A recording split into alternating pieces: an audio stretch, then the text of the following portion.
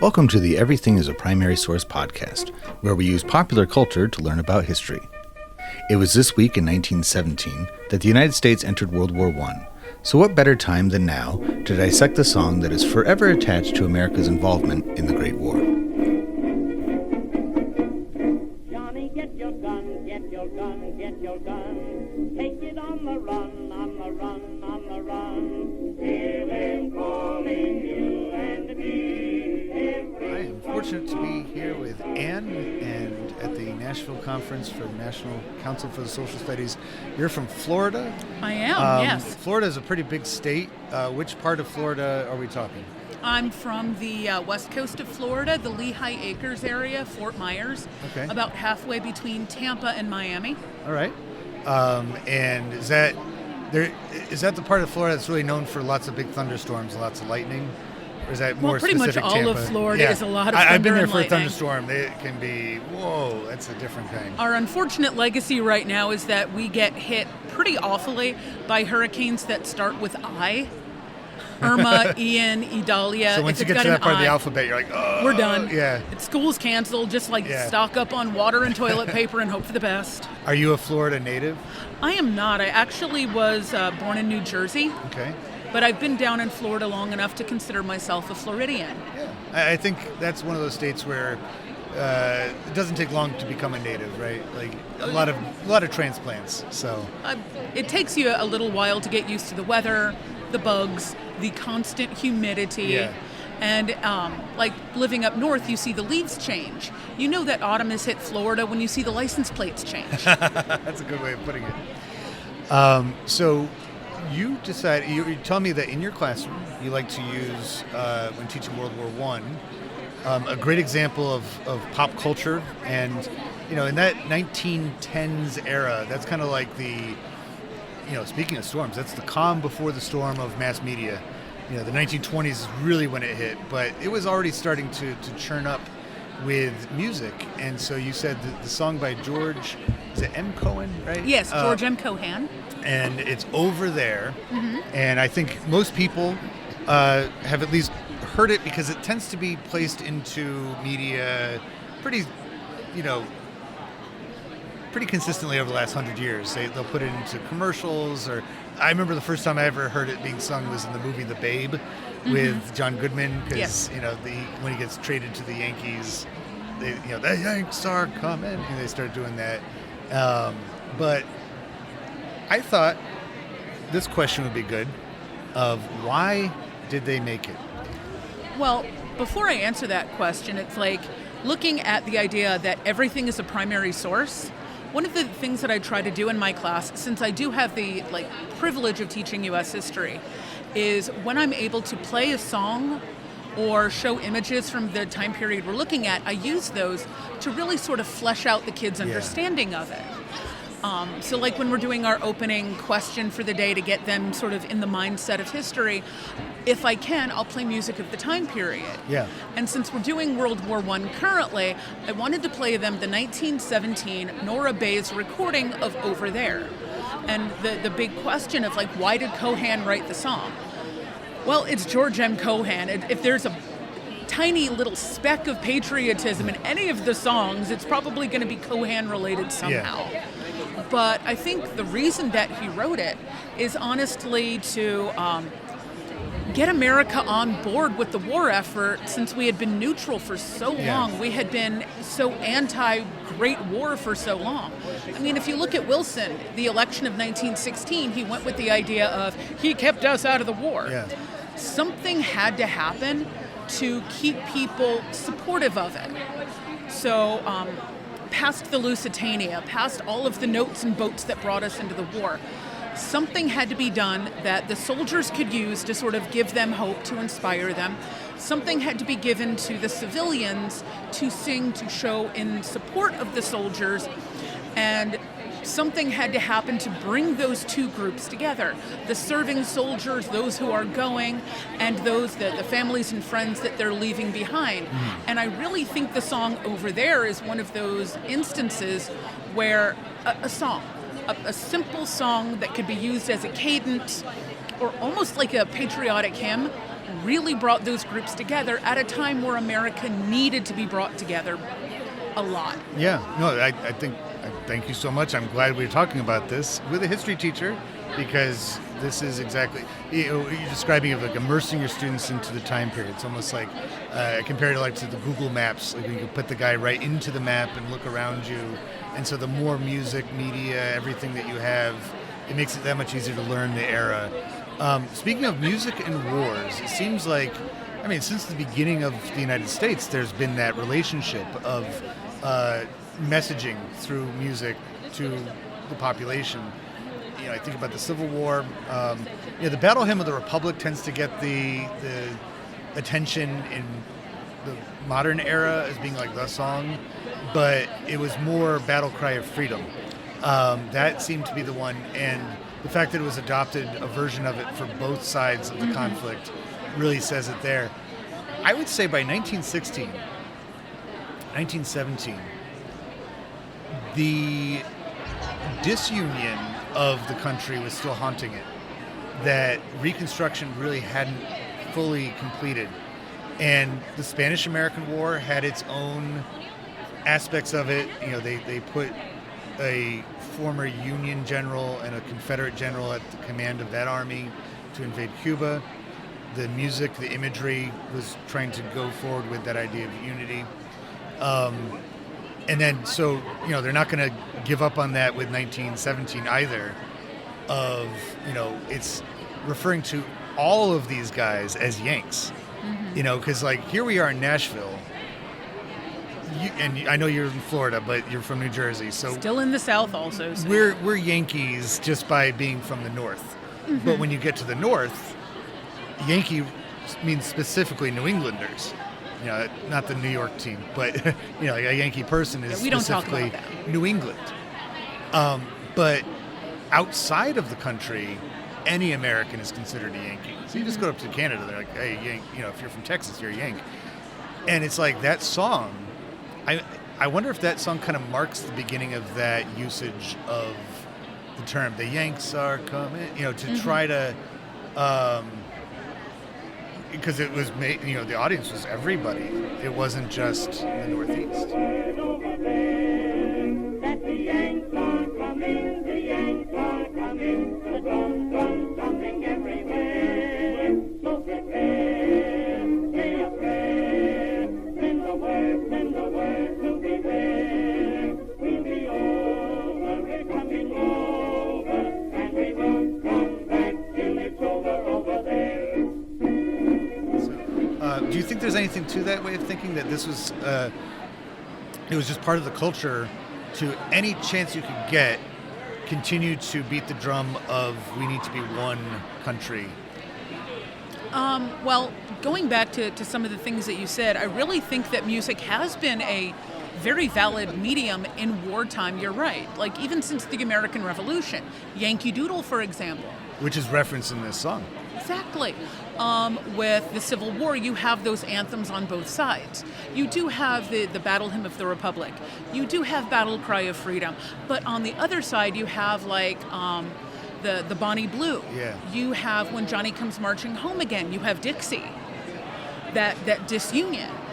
But the other thing is that, like with the Civil War, that generation, at least when you look at it, were almost anxious to go to war because they hadn't had their shot at glory like their ancestors had had with the Revolution. I think by the time we get to World War I, especially with as recent as Spanish-American War was, we don't want war. We don't want to live with that, just the rationing, the loss, the PTSD. So we did need something to bring everybody together.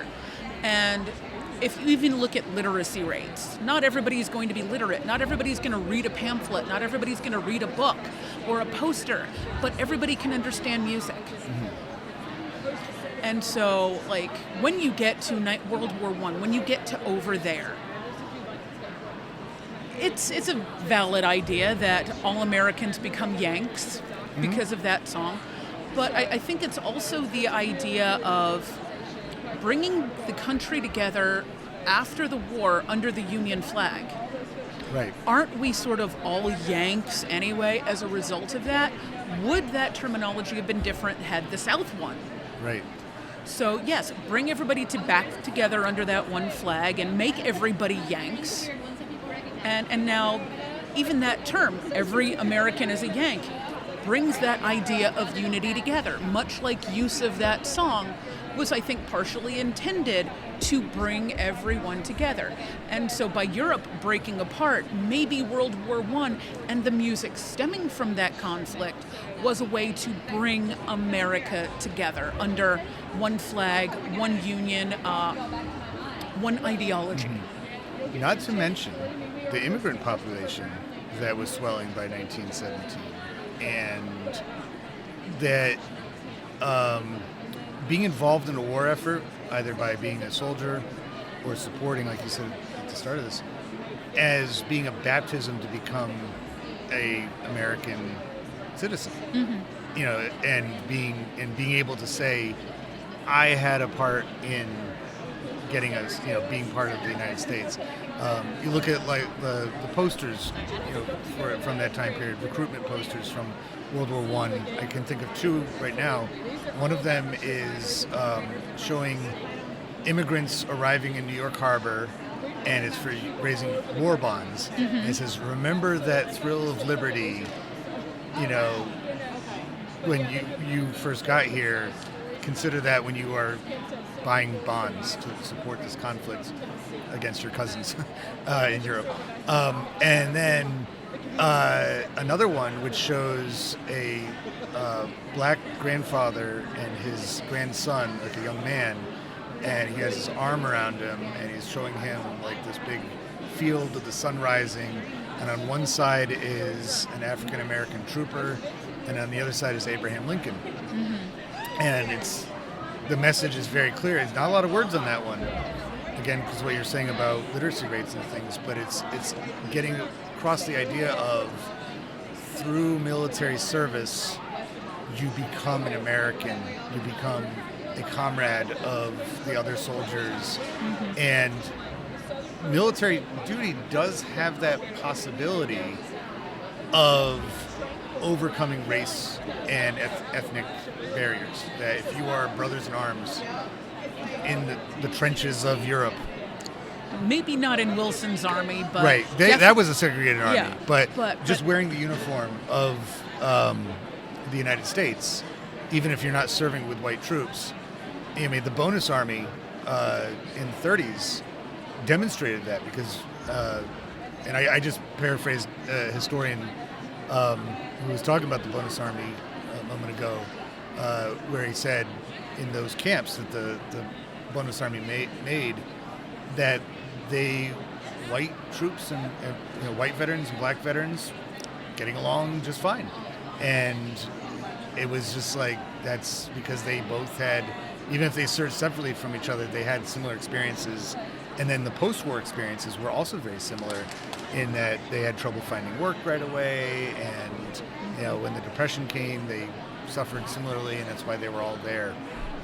So unity doesn't always mean happy unity. You know, we unify over other things too.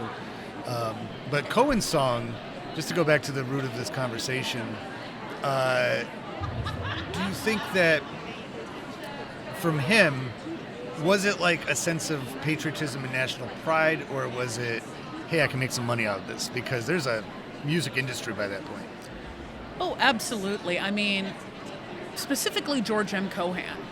If you look, and you know, if you're also a movie file like I am, a filmophile, watch Yankee Doodle Dandy with James Cagney, love it. But look at the body of Cohan's work. I mean, you have John Philip Sousa for those wonderful instrumentals, patriotically speaking. Cohan becomes the lyricist and instrumental for a nation. Because of him, look what we've got. Grand Old Flag. That's not a one-shot. You've got Over There. That's not a one-shot. You've got Yankee Doodle Dandy. The fact They're much that, jazzier than Sousa marches. So the idea of Cohan, like he even, according to folklore, changed his birthday on his birth certificate to July 4th. Just so the song would be correct.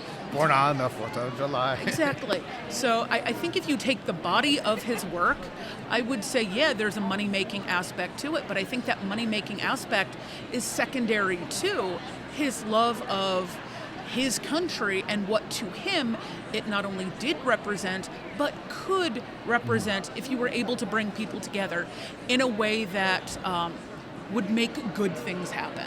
Yeah, and especially exporting that culture through the military to Europe, and being like the saviors. That song's all about, and we're not coming back until we straighten out Europe's mess. Well, I mean, I haven't really argued, but I have had debates with European, actually a Turkish friend of mine, so he has a totally different view of World War I.